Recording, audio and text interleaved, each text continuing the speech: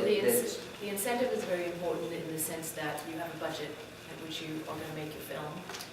And the more money you can put up on the screen, the better your film is going to be. And one of the ways of doing that is to make sure that you are shooting in a place in which the incentives really help you to get the money that you need up on the screen.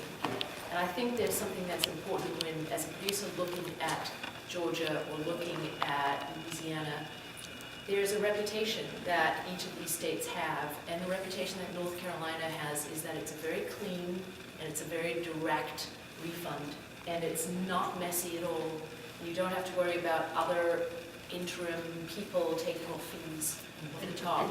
So you really can figure out what your bottom line is going to be, what your budget is going to be of your film before you begin, because you know that the money that you're spending in North Carolina, there will be that 25% that comes back. So, first thing is you always think about, as a producer, you always think about where what's the best place to shoot something. And I just saw Joe yesterday, which is an excellent film, by the way. David Gordon Green, one of our alums, did, which is at RiverRun. And it's a southern film, and they shot it in Texas. Oh. And it just, I'm sorry, I know. And that's one of the things that you also consider, but it's very easy, and it looks like it took place here, it really does. Yes. It's very easy to make.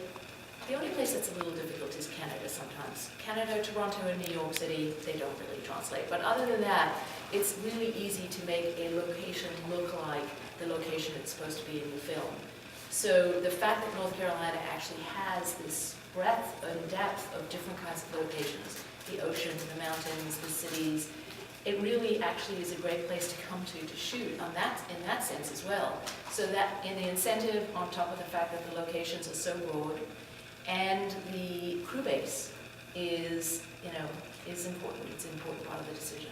And one thing that really irks me about all of this is just because, as a filmmaker and as a producer and a writer, and I see Richard Claybar in the audience, a cinematographer, they are no less a full-time cinematographer just because you go from film to film to film. Mm-hmm.